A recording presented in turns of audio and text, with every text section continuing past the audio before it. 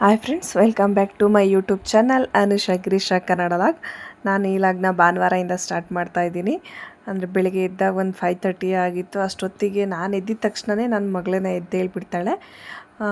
ಬೆಳಿಗ್ಗೆ ಎಲ್ಲ ಎದ್ದು ಅಡುಗೆ ಮನೆ ಎಲ್ಲ ಕ್ಲೀನ್ ಮಾಡಿ ಪಾತ್ರೆ ತೊಳೆಯೋದಿತ್ತು.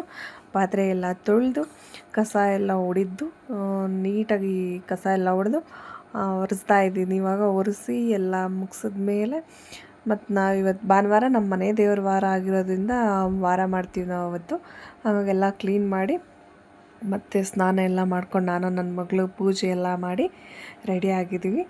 ನೋಡಿ ಪೂಜೆ ಎಲ್ಲ ಹೆಂಗೆ ಮಾಡಿದ್ದೀನಿ ನಾನು ಇವತ್ತು ಸಂಡೇ ಅಂತ ತೋರಿಸ್ತೀನಿ. ಇನ್ನು ಇದನ್ನೆಲ್ಲ ಮುಗಿಸಿ ನಾವು ಹೋಟ್ಲ್ ಹತ್ರ ಹೋಗಬೇಕು. ಅದಕ್ಕೂ ಮುಂಚೆ ಯಾರ್ಯಾರು ನನ್ನ ವಿಡಿಯೋ ನೋಡ್ತಾ ಇದ್ದೀರಾ ಪ್ಲೀಸ್ ಎಲ್ಲರೂ ಫಸ್ಟ್ ಹೋಗಿ, ಯಾರ್ಯಾರು ಸಬ್ಸ್ಕ್ರೈಬ್ ಮಾಡಲಿಲ್ಲ ಎಲ್ಲರೂ ಹೋಗಿ ಸಬ್ಸ್ಕ್ರೈಬ್ ಮಾಡಿ ಎಂಡ್ವರೆಗೂ ವಿಡಿಯೋ ನೋಡಿ ಅಂತ ಹೇಳೋಕ್ಕೆ ಇಷ್ಟಪಡ್ತೀನಿ. ಇನ್ನು ಹೋಟ್ಲ್ ಹತ್ರ ಎಲ್ಲ ಹೋಗಿ ಹೋಟ್ಲಲ್ಲಿ ಪೂರಿ ಎಲ್ಲ ಒತ್ತಬೇಕಿತ್ತು. ಇನ್ನು ಈ ಕಡೆ ಎಲ್ಲ ಪೂರಿಗೆ ಎಣ್ಣೆ ಕಾಯಕ್ಕಿಟ್ಟಿದ್ರು, ಇಡ್ಲಿ ಆಯಿತಾಯಿತು. ನಮ್ಮನೆಯವ್ರು ಈ ಕಡೆ ಚಟ್ನಿ ಎಲ್ಲ ರೆಡಿ ಮಾಡಿ ತೆಗಿತಾಯಿದ್ರು. ಇನ್ನು ನಾನು ಪೂರಿ ಎಲ್ಲ ಒತ್ತಿಟ್ಟಿದ್ದೆ. ಪಲಾವ್ ಮತ್ತು ಚಿತ್ರಾನ್ನ ಎಲ್ಲ ರೆಡಿಯಾಗಿತ್ತು. ಇನ್ನು ಇದೆಲ್ಲ ಆದಮೇಲೆ ನಾವು ಒಂದು 2 ಪ್ಲೇಟಷ್ಟು ದೊಡ್ಡ ಪ್ಲೇಟಲ್ಲಿ ಒಂದೇ ಸಲ ಎಲ್ಲ ಪೂರಿ ಒತ್ತಿಟ್ಕೊಂಡ್ಬಿಟ್ಟು ಪೂರಿ ಮತ್ತು ವಡೆ ಎಲ್ಲ ರೆಡಿ ಮಾಡಿದೆ.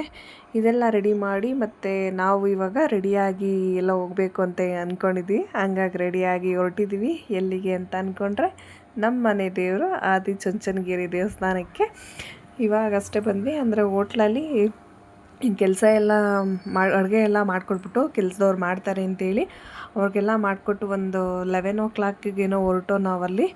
ಇನ್ನು ಇಲ್ಲಿಗೆಲ್ಲ ಬರೋ ಅಷ್ಟೊತ್ತಿಗಾಗಲೇ ಒಂದು 1 ಗಂಟೆ ಅಷ್ಟು ಟೈಮ್ ಆಗಿತ್ತು.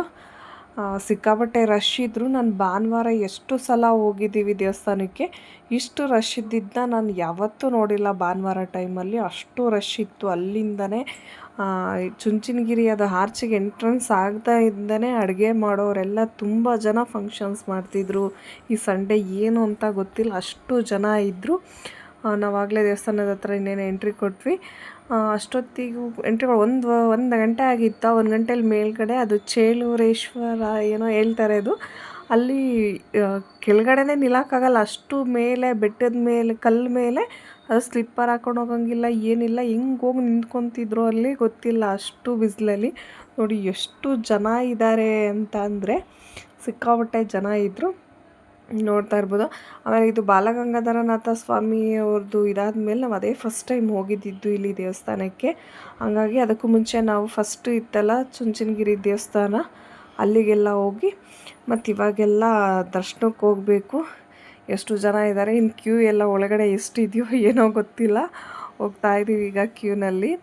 ಈಗ ಫಸ್ಟ್ ಹೋಗಿ ಗಣೇಶನಿಗೆ, ವಿಘ್ನೇಶ್ವರನಿಗೆ ನಮಸ್ಕಾರ ಹಾಕಿ ಮತ್ತು ಅಲ್ಲೇ ಮುಂದೆ ನಮ್ಮ ಸುಬ್ರಹ್ಮಣ್ಯ ಸ್ವಾಮಿಗಳಿದ್ರು, ಅವರಿಗೂ ಎಲ್ಲ ನಮಸ್ಕಾರ ಹಾಕಿ ಒಳಗಡೆ ಕ್ಯೂಗೆ ಹೋಗ್ತಾ ಇದ್ದೀವಿ. ಸಿಕ್ಕಾಪಟ್ಟೆ ರಶ್ ಅಂದರೆ ಸಿಕ್ಕಾಪಟ್ಟೆ ರಶ್ ಇದ್ದರು. ಆ ಸೆಕೆಗೂ ಅದಕ್ಕೂ ಕ್ಯೂನಲ್ಲಿ ಹೋಗೋಕ್ಕೆ ಆಗ್ತಾಯಿರಲಿಲ್ಲ. ನಾವು ಹೋಗಂಗೆ ಇರಲಿಲ್ಲ, ಅವರೇ ದೂಕೊಂಡು ತಮ್ಮನ್ನೇ ತಳ್ಕೊಂಡು ಹೋಗ್ಬಿಡೋರು, ಅಷ್ಟು ರಶ್ ಇದ್ದರು. ನೋಡ್ತಾ ಇರ್ಬೋದು ಸಿಕ್ಕಾಪಟ್ಟೆ ರಶ್ ಇದ್ದರು. ಈ ಕಡೆ ಸೆಕೆ ತಡೆಯೋಕ್ಕಾಗ್ತಾಯಿಲ್ಲ, ಒಂದು ಕಡೆ ದೂಕ್ತಾ ಇದ್ದಾರೆ, ನಿಲ್ಲಕ್ಕಾಗ್ತಾಯಿಲ್ಲ, ಹಂಗಾಗ್ತಾಯಿತ್ತು.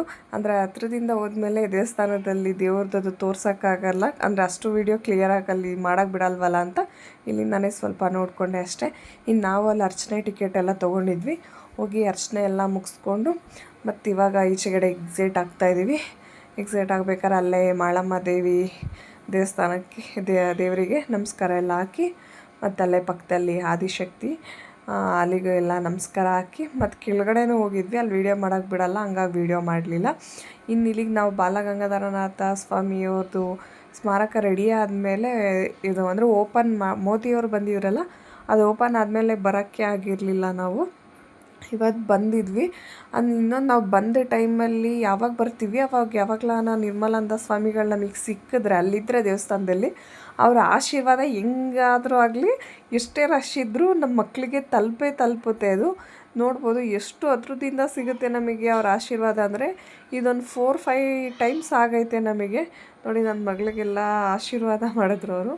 ಏನೋ ಥರ ದೇವರೇ ಆಶೀರ್ವಾದ ಮಾಡ್ದಂಗೆ ಅನಿಸುತ್ತೆ ನಮಗೆ. ಅದರಲ್ಲೂ ಇದು ಕಟ್ಟಡ ಅಂತವ್ರು ಎಷ್ಟು ನೀಟಾಗಿ ಇದು ಮಾಡಿಸಿದ್ದಾರೆ ಅಂದರೆ ತುಂಬ ಚೆನ್ನಾಗೈತೆ ನೋಡೋಕ್ಕೆ. ದೇವಸ್ಥಾನಗಿಂತ ತುಂಬ ಚೆನ್ನಾಗಿದೆ. ಇದೇ ಚೆನ್ನಾಗಿದೆ, ಬಾಲಗಂಗಾಧರನಾಥ ಸ್ವಾಮಿಗಳ ಸ್ಮಾರಕನೇ ಚೆನ್ನಾಗಿದೆ ಇವಾಗ.